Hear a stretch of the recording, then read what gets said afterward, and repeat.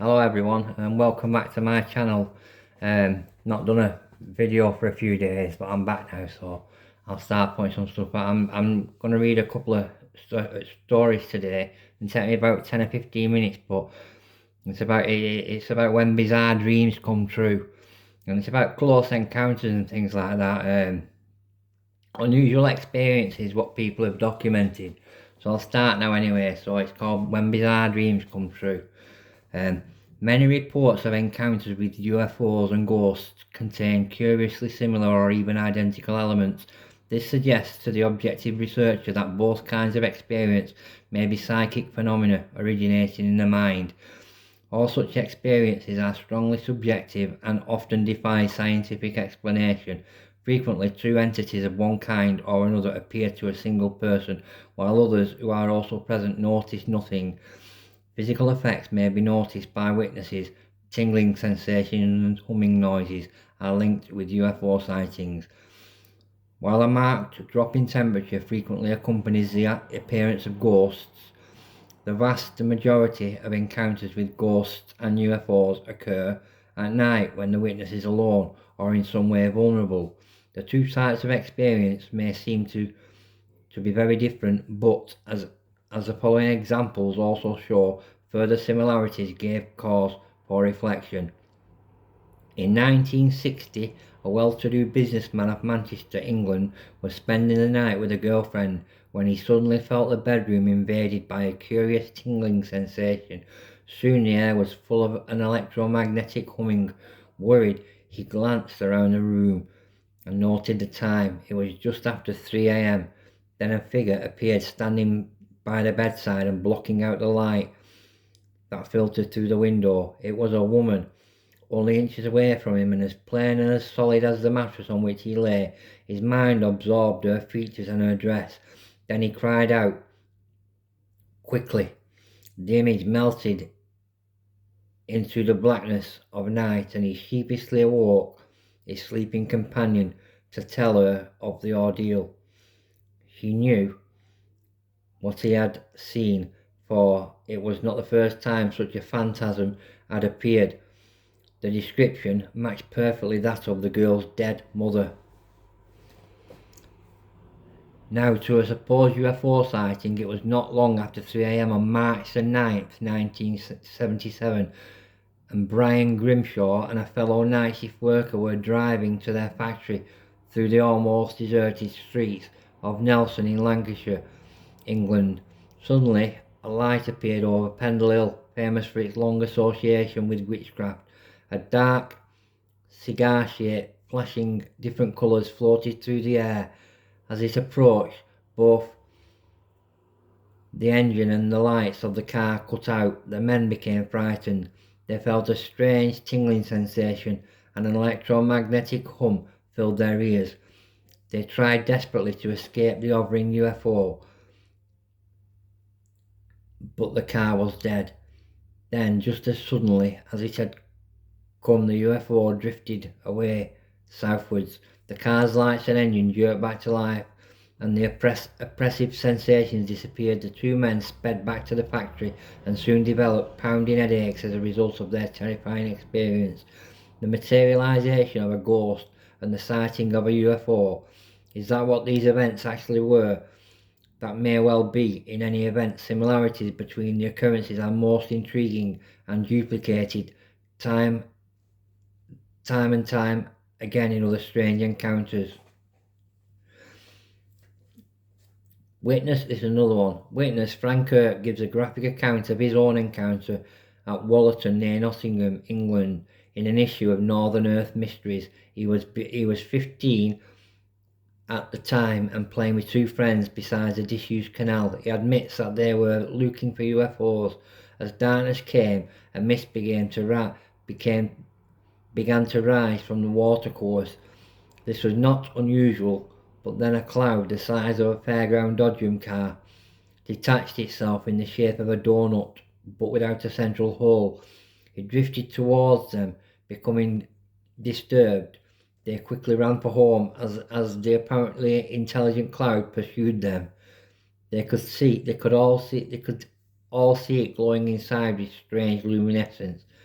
As they approached the edge of the village, they decided to stop. Frank was delegated to confront the cloud, for they were now close enough to go home and could escape should anything go wrong. Frank turned to find the cloud just 20 feet away, 6 meters. He tried to ask it if it was friend or foe, but his words were cut short by one of his friends, clearly terrified, tapping his shoulder and urging, "When I say run, run."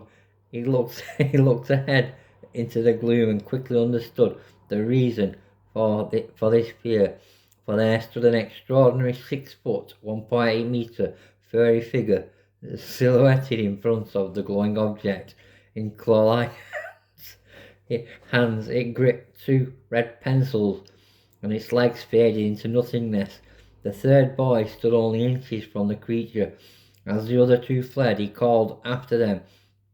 Bemused, it later transpired that although he was almost touching the figure, he had not seen it, but he had seen the cloud. Experiences such as these pose a difficult question. Just where is the dividing line between different types of paranormal event? Does a dividing line even exist? Was the figure seen by that Manchester businessman really a ghost? Did the boys at Woolerton chance upon a boggart, in brackets, a furry figure, a ghost, or some other form of monster?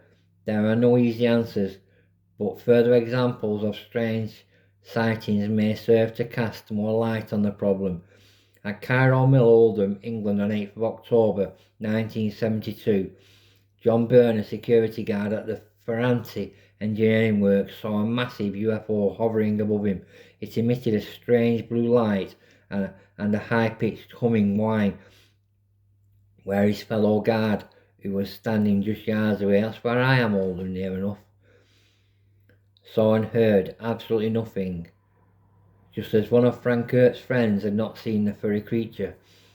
At Machynlleth, Wales, in July 1975, a terrified teenager saw a landed disc and undulating jelly-like entities which he assumed had come from it. The experience so shocked him that he suffered from persistent hysterical blindness for a long time afterwards. The disc became transparent in parts and blended into the surroundings before vanishing entirely. Just like the traditional ghost, which it claimed one can see through, a common factor in stories about ghosts is the manner in which animals allegedly react even before the presence is confirmed by a human observer. A family in Gorton, Greater Manchester, were plagued by a poltergeist in June 1981. The invisible force upturned settees, threw planks of wood around the living room, and scrawled messages in toothpaste on household mirrors. Before these outbursts began, the family's Alsatian dog regularly became disturbed, running about, barking madly and leaping into the air as if trying to attack an unseen adversary. A dog also plays a part in the following case, but this time there was no apparent ghost or poltergeist. Instead, there was a very peculiar figure wearing a spacesuit. The witness was an Army NCO stationed at Dekelia Barracks, Cyprus, in September 1968 at 3 a.m. His dog, a fierce Turkish wolfhound, suddenly sat up and began growling, its fur standing on end. Fearing a possible terrorist attack, the soldier went to the door, whereupon a high-pitched humming filled his skull. The dog was by now under the bed, whimpering and cowering. Out of the landing, the soldier saw to his horror the head and shoulders of a creature floating up the wooden stairs. It was a humanoid and clad in a light blue suit. It had an eerie face that glowed orange, huge round eyes, and a tousled shock of red hair. It could swivel its head through 180 degrees. The soldier rushed back to the sanctuary of his room, where he sat on the edge of his bed, shaking uncontrollably as the whining outside rose to a crescendo. Now he could hear a sliding door, as if the creature were approaching the door. He snatched up his underwear, spear gun, loaded it and aimed it at the door, whereupon the mysterious sliding noise faded away. An hour or so later, The soldier was found still sitting on his bed and trembling with fear, and overnight the dog turned into a quivering wreck. A woman called Mary was driving her car near Norwalk, Connecticut, USA in the summer of 1973, when the radio was suddenly filled with strange static interference. Suddenly she heard a man's voice inside her head and found herself within a huge spacecraft. How she got there, she has no idea. Standing before her was a tall entity with fair hair and dressed in a silver one-piece suit. It conversed with her by telepathy or directly from mind to mind. She was greeted with the strange words, "Welcome, my friend, Mary Angel." During the time the witness spent on board this craft before being returned to her car, the alien gave her a tour of his UFO. It was supposedly people by no fewer than 200 crew who came from what they called the galaxy of Gwentatori Alphi. The aliens prophesied specific floods that would occur in the USA in due course. The prediction came true, but aliens do not always display such insight. A woman in Belfast, Northern Ireland, was taken on board a UFO in 1976. She was told that Princess Anne would have twins and that Canada was about to join the European common market. That was what was the European Union, because these are old stories, these. Needless to say, several years later, these extremely unlikely events had still not come to pass. Yet perhaps it is a relief that these aliens can be remarkably human in their fallibility, for some of their properties are not so amusing. The two men in their late 20s were returning from a night at a friend's house in Palos Verdes, Southern California. As they were about to drive off, their headlights illuminated two weird shapes on the road. They were the size of basketballs and looked not unlike giant human brains. After observing them for a few seconds, they manoeuvred the car around them and hurried on their way. The driver then took his friend home, a 5-minute journey, and continued on to his destination another 5 minutes away, only to discover that 2.5 hours had gone by, not the expected 10 minutes. The man, whom investigator Anne Duffel called John Hodges, was put under aggressive hypnosis to try to restore his detailed memory of the event. He was anxious to find out what had happened to him in his condition. He described how when alone in his car he was taken into a room and conversed telepathically with one of the brains. "The voice comes within me, but it sounds like you are talking to me," Hodges said. Some grey-skinned humanoid creatures with webbed features were also present, apparently acting as crewmen. The giant brain showed Hodges advanced three-dimensional holograms depicting nuclear explosions and explained that atomic power was being misused on Earth.